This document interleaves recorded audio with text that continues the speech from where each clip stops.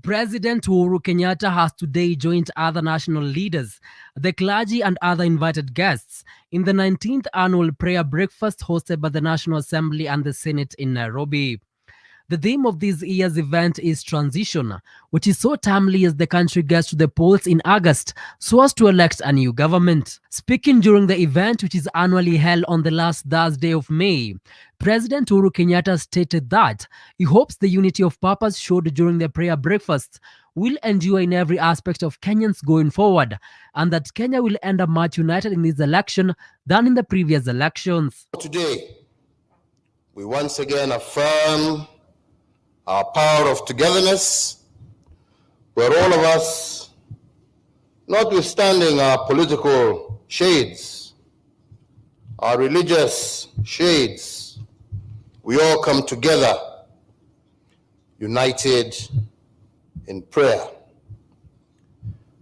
So my earnest prayer is that this unity of purpose and our shared humanity that has been displayed today will endure in every aspect of our lives going forward. Deputy President William Ruto said he is convinced that this year's election will be peaceful and assured his commitment and that of the Kenya Kwanza coalition in ensuring the process is peaceful.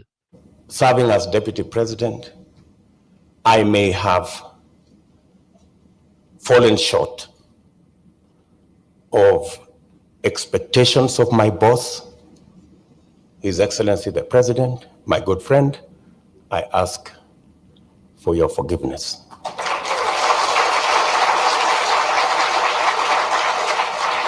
I know also in this journey, many people have hurt me. But on this prayer breakfast, I forgive everybody. I forgive everybody. I want us to go into this election free of the debt of hurt and free of the debt of forgiveness. In what was seen as a kind gesture, DP Ruto interrupted his speech and invited Azimio la Umoja coalition running mate Martha Koome to give her speech. So before I conclude my remarks, in the absence of my brother, the Honorable Raila Odinga, who is my main competitor in this election, I'm going to ask my sister, Martha Koome, allow me to break that protocol so that she can come and make some few remarks. Karibu, Martha. Koome said politicians should compete with ideas and not insults so as to reduce the tension that arises during the electioneering period. We remember our national values and principles and how we pray that moving forward, and especially after these prayers, that our actions match our words. How we pray, especially for us leaders, even as we compete with ideas, not insults. The speakers of both houses of parliament call upon leaders to serve the people with utmost humility and hold the hands of the weak and lead them safely across in this transition. A Bishop Emeritus of CITAM, Dr. David Oginde, said elections can become a simple transition time by voting in peace, and this can happen when Kenyans shift their mindsets and appreciate the purpose of elections.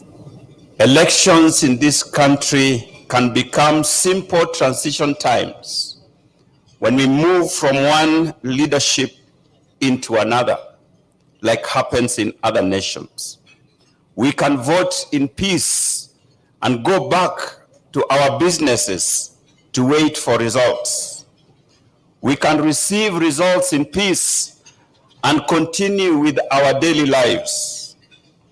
But for this to happen, we must be ready to shift our mindsets and understand and appreciate the purpose and meaning of elections.